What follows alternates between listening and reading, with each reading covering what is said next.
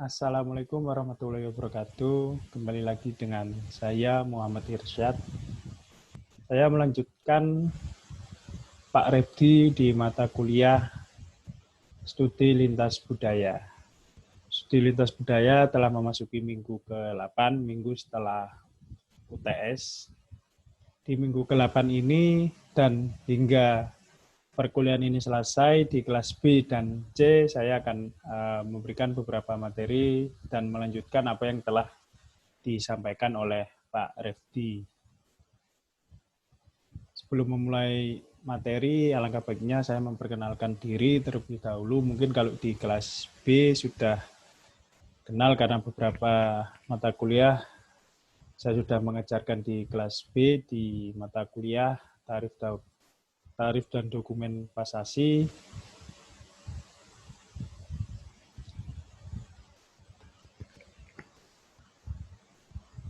Biasa dipanggil Muhammad Irsyad atau Irsyad, asal Surabaya. Kalau kalian pernah dengar Surabaya, di beberapa buku sejarah atau buku tentang ilmu-ilmu sosial, kalian sudah banyak mendengar tentang Surabaya. Bahasanya kota Surabaya ini City of Heroes, kotanya para pahlawan di Indonesia. Kalau kalian pernah dengar beberapa sejarah mengatakan bahwasanya Surabaya ini tempat kelahiran presiden pertama kita, Bung Karno, dan beberapa kejadian yang heroik cukup terkenal seperti perobekan bendera Belanda di Hotel Yellow yang saat ini dinamakan Hotel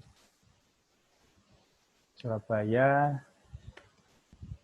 Dan tentu saja kalau kalian sering mendengar Surabaya, berarti di situ ada bonek, Bondo Nekat, yang tentu saja itu menjadi semangat para pemuda Surabaya ketika mereka akan melakukan aktivitas. Di situ dia yang pasti diandalkan adalah nekatnya, karena memang anak-anak muda Surabaya terkenal dengan kenekatannya melakukan hal apapun itu, tentu saja yang memang itu bisa dipertanggungjawabkan. Saya hingga SMA ada di Surabaya dari kecil hingga selesai SMA, dan setelah saya masuk di perguruan tinggi, saya melanjutkan di Kota Malang, Universitas Brawijaya, program studinya Bisnis Pariwisata. 2016 saya menyelesaikan kuliah di jenjang sarjana, dan setelah itu di tahun 2017 saya berkesempatan untuk bekerja di salah satu LSM atau NGO, Non-Government Organization, yang bergerak di konservasi. Di Lampung juga ada, kalau kalian pernah mendengar WWF yang logonya panda, nah saya di situ sebagai saat itu saya bekerja di bidang pariwisatanya, karena ada beberapa program selain konservasi, di situ juga WWF punya fokus ke pariwisata.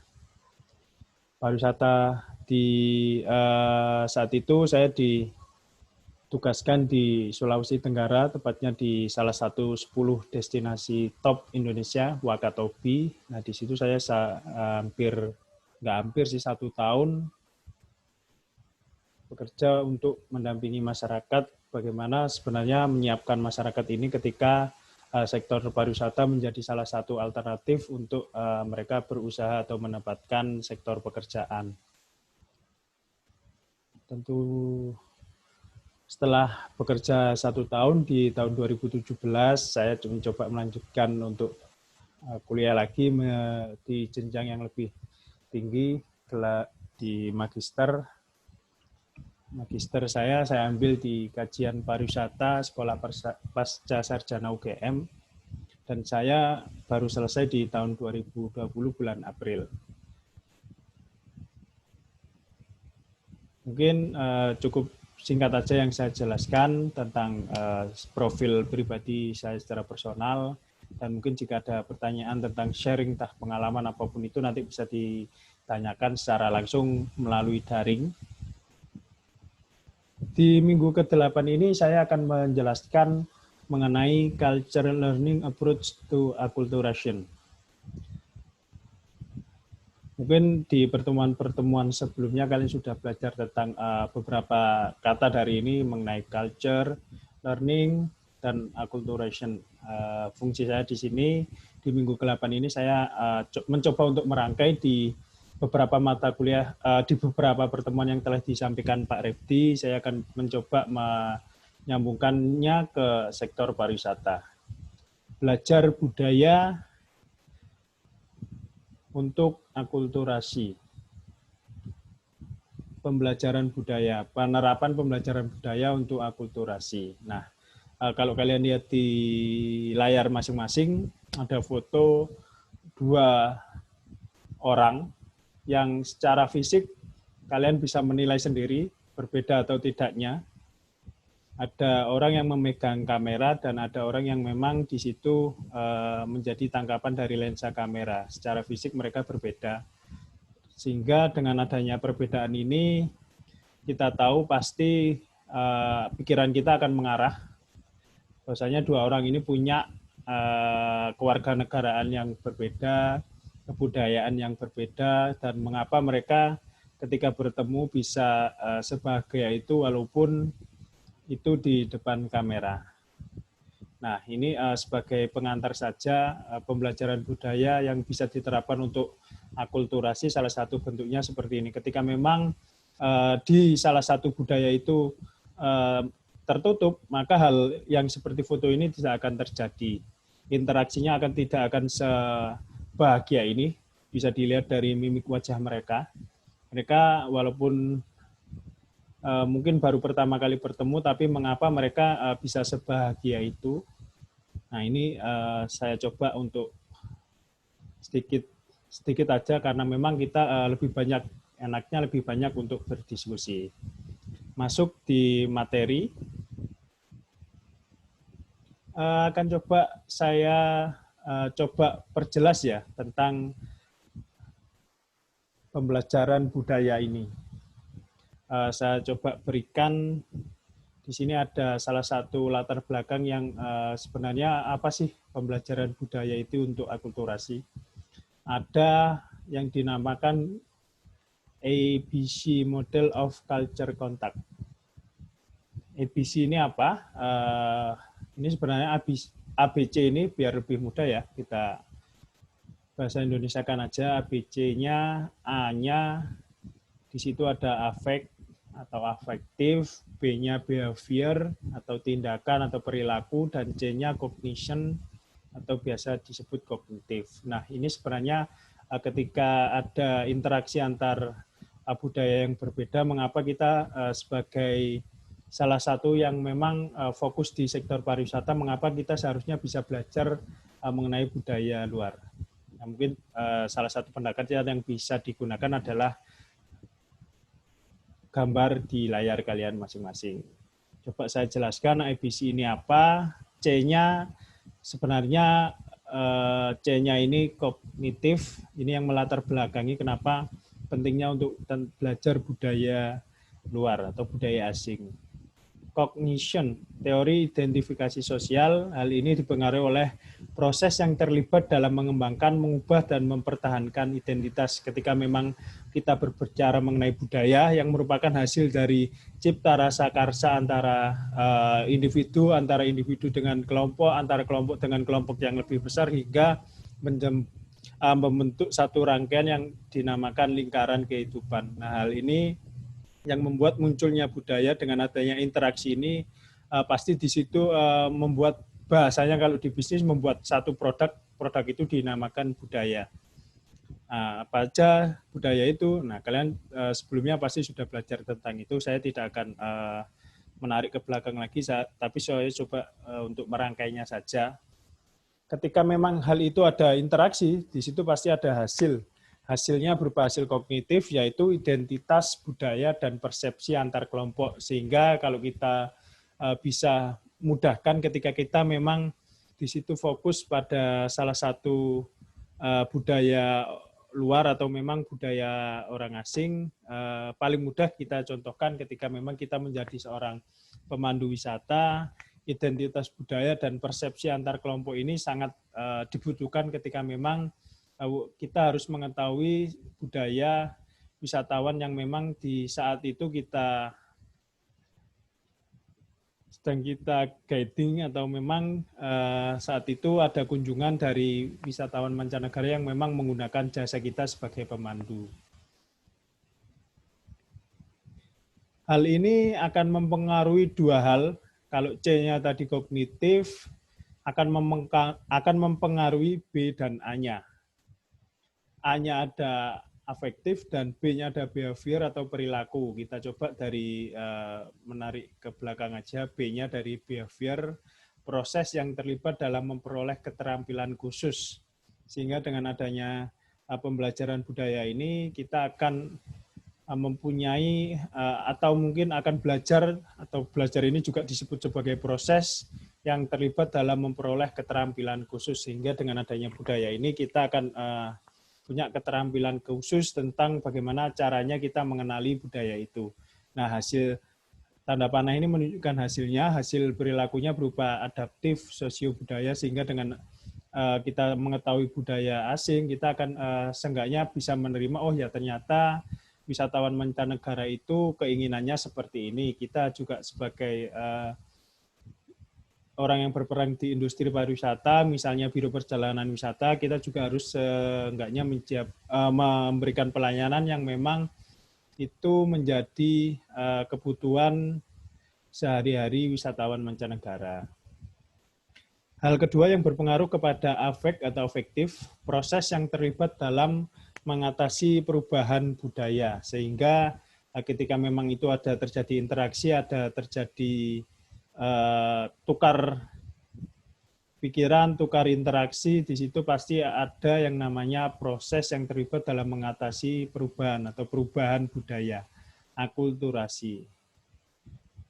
Pasti di situ juga ada trust, ada kesenjangan yang memang di situ harus perlu proses untuk menyesuaikan secara psikologi, sehingga kalau kita rangkai dalam satu kalimat, memang ABC model ini merupakan satu rangkaian yang memang di situ menjadi latar belakang dari mengapa pentingnya belajar tentang budaya asing. Sehingga dengan adanya pembelajaran itu, kita mampu menerima atau mungkin belajar tentang budaya, sehingga hal itu juga akan berpengaruh kepada bisnis yang kita kelola, wisatawan mancanegara yang menggunakan jasa pelayanan kita, dan tentu saja setidaknya kita sebagai salah satu makhluk hidup di dunia ini mampu mengenal budaya orang asing atau orang yang di luar Indonesia. Kita tahu sendiri Indonesia, kalau kita berbicara Indonesia secara nasionalis, maka kita sebagai warga negara yang memang sebagian besar adalah kepulauan, sebagian besar adalah laut, dari Sabang hingga Merauke, saya kira ini pelajaran dasar banget. Di situ pasti ada suku budaya yang memang setiap pulau punya karakteristik sendiri, dan tentu saja hal ini merupakan bentuk dari hasil budaya yang memang di situ ada cipta, rasa, dan karsa. Pembelajaran budaya didasarkan pada asumsi bahwa masalah lintas budaya muncul karena para pemuka budaya mengalami kesulitan dalam mengelola pertemuan sosial sehari-hari yang menyebabkan adaptasi dalam bentuk pembelajaran keterampilan khusus budaya yang diperlukan untuk menegosiasikan lingkungan budaya baru. Nah, ini sebagai tambahan aja latar belakang di masa-masa sebelum ini. Pentingnya belajar budaya ini disebabkan karena adanya kesulitan dari salah satu pemuka lingkungan atau mungkin pemuka adatnya untuk mengumpulkan atau secara nggak langsung bertemu secara langsung ketika di situ ada kegiatan yang memang membutuhkan masa yang banyak. Hal ini dipengaruhi mungkin salah satu karena ada interaksi atau ada kesibukan dari masing-masing individu itu, sehingga dengan adanya pembelajaran mengenai budaya ini, kita akan setidaknya mampu untuk menjawab bahwasanya pentingnya belajar budaya baru ini fungsinya untuk apa. Nah, mungkin hal ini nantinya juga akan kita diskusikan ketika memang peran dalam sektor pariwisata sendiri, ketika memang kita mampu belajar tentang budaya ini, apa yang bisa kita terapkan dalam memberikan pelayanan secara maksimal. pembelajaran budaya untuk interaksi dan perubahan antar budaya, menekankan pentingnya variabel budaya tertentu dalam proses adaptasi. Perhatian terutama diberikan pada perbedaan gaya komunikasi antar budaya, termasuk verbal, nonverbal, aturan konvensi dan norma, dan pengaruh terhadap afektivitas antar budaya. Kita tahu budaya ini merupakan hasil dari cipta, rasa, dan karsa, interaksi antara individu ke kelompok, dan kelompok dengan kelompok yang lebih besar. Sehingga ketika memang ada interaksi itu, beberapa aturan atau mungkin batasan-batasan yang memang menjadi identitas sebuah budaya itu mampu kita pelajari, dan mampu ketika memang di situ ada yang namanya pelayanan maksimal, maka kita juga harus menyediakan apa yang menjadi kebutuhan dari wisatawan mancanegara yang memang di situ menjadi hasil dari kebudayaan mereka. Seperti halnya ketika kita menjadi seorang guide atau pemandu wisata, ketika memang di situ wisatawan mancanegara ternyata secara fisik atau mungkin secara pakaian mereka ketika berkunjung di salah satu destinasi tidak boleh menggunakan pakaian yang terbuka. Nah, di situ kita sebagai pemandu juga harus mampu menjelaskan bahwasanya ketika memang wisatawan mancanegara itu berkunjung di salah satu lokasi daya tarik wisata itu, ketika memang di situ ada aturan-aturan yang memang tidak boleh dilarang, kita juga harus mampu menjelaskan bahwasanya di situ ada peraturan yang memang harus diterapkan, sehingga di situ juga pastinya akan ada interaksi juga antara wisatawan mancanegara untuk menyesuaikan dengan norma atau adat yang memang mereka kunjungi, dan tentu saja kita sebagai pemandu wisata mampu memberikan memberikan penjelasan bahwasanya di situ ada peraturan seperti itu.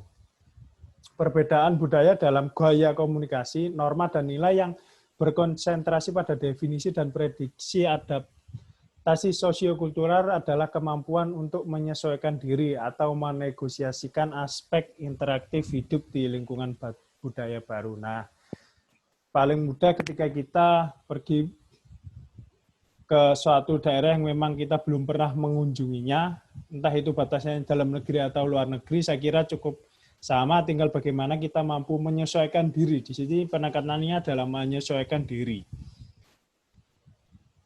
Dari kehidupan keseharian yang memang di situ berbeda, makanan yang dikonsumsi berbeda, interaksi antar individu yang berbeda, dan kebiasaan-kebiasaan yang memang di situ berbeda, mampu tidaknya kita sebagai salah satu pelaku industri pariwisata, entah itu di biro perjalanan wisata, di hotel, atau di pengelola daya tarik wisata, di situ kita juga harus mampu menyesuaikan diri dengan budaya-budaya yang baru, sehingga dengan hal itu kita mampu memberikan pelayanan secara maksimal.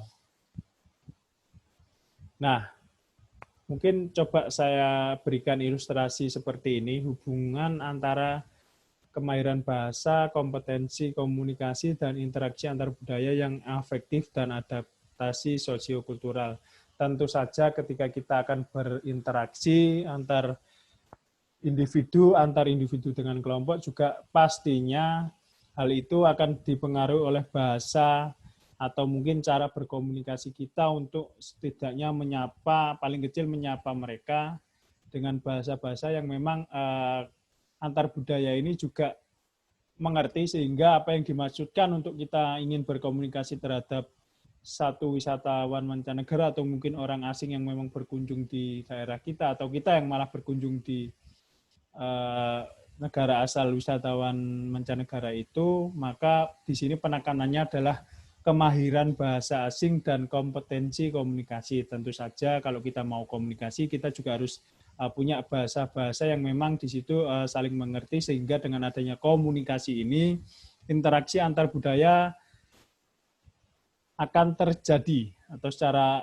efektif juga akan terjadi interaksi, sehingga dengan adanya interaksi ini ada adaptasi sosial budaya.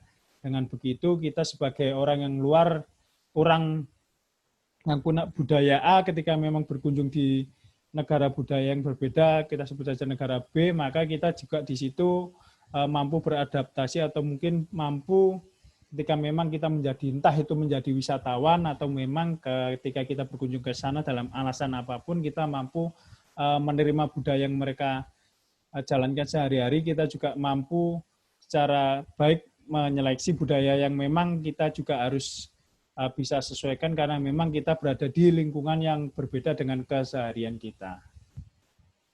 Nah, pembelajaran budaya ini dipengaruhi oleh 5 hal yang memang telah saya coba kumpulkan beberapa bacaan, beberapa literatur tentang sebenarnya culture learning ini dipengaruhi oleh apa aja. Yang pertama pasti tentu saja motivasi dan harapan. Kalau kita akan belajar tentang budaya tertentu, kalau kita tidak punya motivasi atau harapan tertentu, kita juga tidak akan tahu arah tujuan kita belajar budaya ini. Belajar budaya asing itu fungsinya untuk apa? Nah, tentu saja contohnya ketika kita memang punya motivasi, kita ingin menjadi pemandu wisata yang memang handal, kita juga harus mampu belajar budaya luar melalui bahasa-bahasa yang mereka gunakan, entah itu semakin spesifik bahasa yang kita pelajari atau memang bahasa-bahasa yang memang bisa diterima oleh semua orang seperti bahasa Inggris. Tentu saja hal itu akan berpengaruh terhadap pembelajaran budaya atau culture learning-nya. Dan harapannya ketika memang sudah mahir untuk berbahasa asing, mahir untuk mengkomunikasikan bahasa itu, kita juga punya harapan ingin menjadi pemandu wisata yang handal. Kedua, kepribadian dan perbedaan individu. Tentu saja setiap manusia punya kepribadian dan perbedaan individu yang memang arahnya di situ saya kira hubungan antara saling mengerti, hubungan antara manusia dengan manusia ketika memang di situ pasti ada perbedaan, maka di situ juga akan terjadi pembelajaran tentang budaya. Ketika memang kita sebagai pribadi atau seorang mahasiswa yang belajar tentang pariwisata, mahasiswa yang memang di situ wadahnya adalah perjalanan wisata, ketika kita tidak mampu menerima kepribadian dan perbedaan individu, maka di situ sangat disayangkan sekali. Saya kira bukan ranahnya ketika memang di situ kita akan masuk ke program studi perjalanan wisata, sehingga nantinya kalian juga akan aktif atau mungkin penghasilan dari sektor pariwisata. Yang ketiga ada pengalaman sebelumnya dan lama tinggal. Nah, ini sangat berpengaruh tentu saja karena memang pengalaman dan lama tinggal di daerah yang memang menurut kita asing, menurut kita tidak sesuai dengan tidak menjadi lingkungan kita mampu untuk menyesuaikan, maka di situ juga akan berpengaruh jarak budaya. Semakin jauh kita berpergian, semakin jauh kita untuk melakukan perjalanan, kita juga pasti di situ akan terjadi pembelajaran budaya yang sangat besar saya kira, karena memang jarak ini menentukan budaya yang memang di situ menjadi lingkungan, sehingga dengan adanya lingkungan budaya itu yang berbeda, maka kita juga akan berpengaruh kepada jarak, sehingga dengan semakin jaraknya semakin jauh, maka juga kita akan semakin besar untuk berpeluang untuk mempelajari budaya itu. Dan tentu saja yang terakhir, pembelajaran ini harapannya adalah ingin berinteraksi antar budaya, sehingga dengan adanya interaksi ini kita juga akan mampu mengenal budaya asing, mereka juga akan mengenal budaya kita juga akan mampu untuk setidaknya menjalin hubungan, entah itu dalam hal bisnis, contohnya saja ketika kita memang menjadi biro perjalanan wisata yang menargetkan biro perjalanan wisata itu punya produk-produk yang memang segmentasi wisatawannya adalah asing, maka pentingnya untuk belajar tentang budaya asing ini saya kira harus didorong dengan beberapa pengetahuan tentang budaya wisatawan mancanegara. Itu saja yang telah saya jelaskan tadi. Ada motivasi harapan yang memang di situ akan berpengaruh kepada sukses belajar bahasa lain. Contoh saja ketika kalian di perjalanan wisata ini, di program studi ini punya motivasi dan harapan ke depan, saya kira di situ juga hubungannya adalah sebab akibat, dan akibatnya adalah nantinya ketika memang kalian fokus di situ, kalian juga akan sukses. Dan di sini ketika memang belajar tentang budaya lain, maka hal itu akan berpengaruh kepada penerimaan budaya lain, bagaimana budaya itu bisa memberikan keuntungan bagi kita secara personal atau mungkin bahkan memperkuat kepercayaan diri. Nah, hal ini tentu saja beberapa aspek yang menyebabkan terjadinya pembelajaran budaya ini seperti keterbukaan, kesadaran, empati, fleksibel, dan adaptif. Saya kira ini merupakan sifat-sifat individu yang setiap orang juga pasti punya tolak ukur yang berbeda, sehingga kelima sifat ini akan berpengaruh kepada kognitif, motivasi, dan perilaku ketika memang di situ ada interaksi antara budaya yang berbeda seperti yang gambar di layar kalian lihat masing-masing. Di situ ada satu warga lokal, satu wisatawan mancanegara. Dia menunjukkan hasil fotonya. Di situ mereka bahagia. Ketika memang di situ wisatawan mancanegara tidak punya empati, tidak punya kesadaran, tidak punya keterbukaan, fleksibel, dan adaptif, saya kira hal itu tidak akan terjadi, sehingga di situ juga nantinya akan berpengaruh pada beberapa aspek itu. Pengalaman internasional lebih besar cenderung meningkatkan penyesuaian dan kemampuan untuk menghadapi lingkungan baru. Tentu saja tadi sudah saya sebutkan, semakin jaraknya semakin jauh, maka budaya yang akan kita rasakan di sekitar kita, di lingkungan kita juga akan sangat jauh berbeda, sehingga dengan ketika kita memang berpergian ke mancanegara atau mungkin ke luar negeri, juga di situ pasti penerimaan budayanya sangat besar sekali, dan kita juga harus secara personal belajar tentang budaya-budaya atau mungkin paling mudah keseharian mereka. Nah, contoh saja ya, saya berikan gambar-gambar seperti ini sebagai contoh langsung saja. Ketika di situ gambar sudah pasti terlihat ada warna yang berbeda. Saya bukan rasis, saya hanya mencontohkan di situ ada warga yang memang berkulit hitam dan warga yang berkulit putih sebagai wisatawan. Nah, di situ pasti saja jarak mereka pasti sangat jauh. Di situ menunjukkan latar belakang foto yang bisa jadi itu di Afrika, di kawasan memang sangat tandus dan gurun pasir mengitari wilayah itu, sehingga wisatawan itu kenapa sih jauh-jauh mau berkunjung ke sana? Pasti tentu saja mereka punya motivasi dan harapan ketika mereka berkunjung ke situ.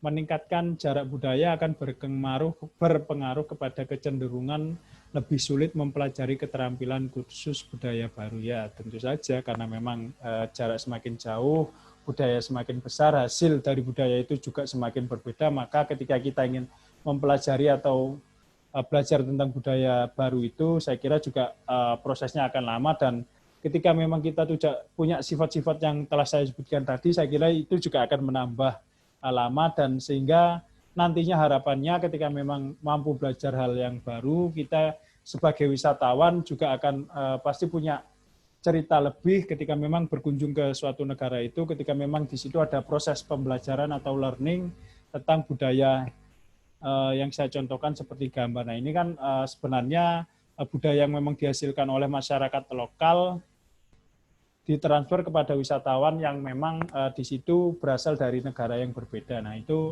ketika menjadi paket wisata atau mungkin sebagai produk, di situ juga akan menarik. Bahasanya ketika kita pulang dengan pengalaman yang berbeda, kita akan bercerita tentang, oh ya ternyata di negara ini punya kebudayaan seperti ini. Ada minuman yang memang, salah satu gambar ini mencontohkan minuman yang mungkin hal itu menjadi khas di daerah atau di negara itu. Di luar pengalaman budaya sebelumnya, salah satu cara paling efektif untuk memperoleh, mentingkatkan, dan pada akhirnya menguasai keahlian antar budaya mereka dalam lingkungan budaya baru adalah melalui interaksi mereka dengan warga negara tuan rumah. Nah, yang saya sebutkan tadi, interaksi, ketika memang interaksi itu sangat tinggi dan mungkin hal itu menjadi kebutuhan yang harus dipenuhi, maka hal ini akan menjadi pengaruh sebab dan akibat ketika kita akan belajar mengenai budaya baru. Interaksi positif dengan anggota komunitas tuan rumah menjadi kondisi yang diperlukan adaptasi sosiokultural. Nah, di beberapa negara hal ini sangat tinggi interaksinya, seperti memang negara-negara yang memang punya bukan di situ bukan menyajikan modernitas, tapi menyajikan apa adanya di negara itu. Contohnya saja mungkin kalau di Indonesia berarti produknya adalah desa wisata. Ketika memang di situ ada keseharian masyarakat yang memang menjadi menarik untuk dijadikan sebuah paket wisata atau sebagai produk, maka di situ juga hal itu akan timbul dengan adanya interaksi positif ketika memang di situ secara ekonomi, secara sosial itu menguntungkan masyarakat lokal. Saya contohkan dampak interaksi wisatawan mancanegara dengan masyarakat lokal di kawasan Sosrowijan, Yogyakarta. Nah, itu bisa dilihat di layar masing-masing, ada tabel yang menunjukkan contoh interaksinya wisatawan dan masyarakat pekerja yang memang punya usaha di sektor pariwisata seperti pembelian paket, pembelian souvenir, makanan minuman, pemakaian jasa akomodasi, transportasi, pemakaian jasa guide. Di situ ada interaksinya rendah hingga ke tinggi. Wisatawan bisa dilihat wisatawan timbul perasaan tereksploitasi, rendahnya adaptasi seni budaya lokal, pembelajaran budaya, perubahan seni budaya lokal, pembelajaran budaya, terjadi persaingan antar pekerja, berkurangnya sikap tenggang rasa. Nah, ini tentu saja hasil dari sebab akibat wisatawan dan masyarakat non pekerja atau masyarakat lokal.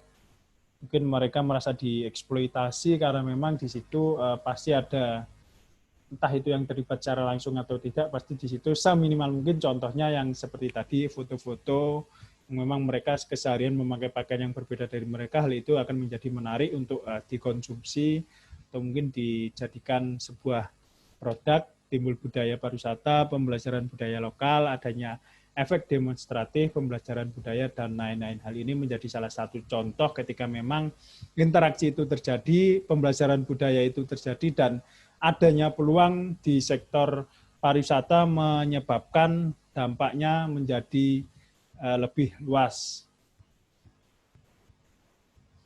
Nah, masuk di slide terakhir. Coba kalian berikan komentar di kolom komentar dengan menuliskan nama lengkap, NPM, dan kelas apa. Berikan alasan pentingnya wisatawan pentingnya wisatawan, pengelola daya tarik.